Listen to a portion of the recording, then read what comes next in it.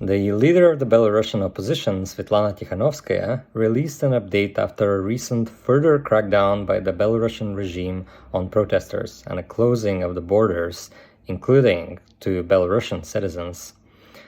I decided to translate it for fun and to keep my Western friends informed, right from the source, about what's going on in Belarus. I hope you enjoyed this. I know I did. And keep in mind it might not be entirely accurate, since it's been quite a few years since I spoke Russian well.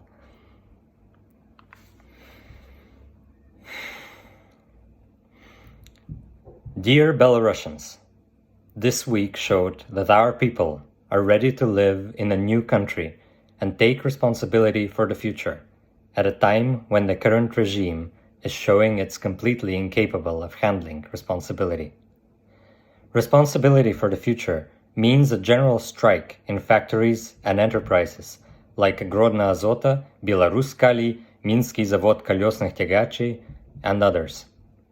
And firing people for their political positions, that is escaping responsibility. Responsibility for the future is when students strike, risking losing their university places.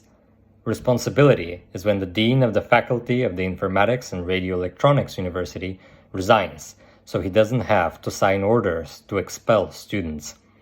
And when the rector of the Vitebsk State Medical University is hiding from students under lock and key, that is avoiding responsibility. Responsibility for the future is when fourth graders from the fourth high school ask their teachers, "How is politics irrelevant to me if I don't know if my daddy will come home tonight?"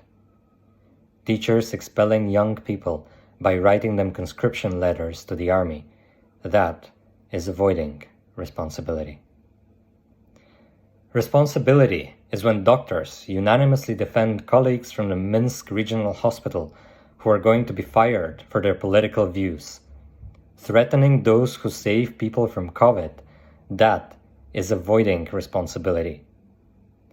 Responsibility for the future, that's when they're singing God Almighty in the big theater, forbidding the hymn from being sung in churches, that is avoiding responsibility.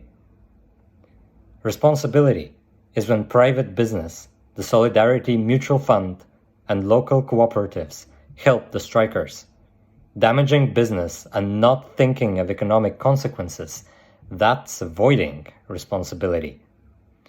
While our people are achieving these complicated but important victories, the current regime will continue to weaken. It continues to lose authority even among its own supporters. It loses stability, repeatedly making the same old threats and closing the borders to its own people. Power is responsibility. Day by day, the regime is losing power, while the people gain power. The critical point of disciplinary firings has been reached. Any further firings and repressions will damage the regime twice as quickly. That's why right now they're trying to scare us on a massive scale, but they don't understand that fear already turned into determination to emerge victorious in our hearts. While their hold on power is falling apart, we are uniting and becoming stronger. We can already handle ourselves without the regime. There is a power in us, the peaceful and determined strength of the people who are responsible for each other.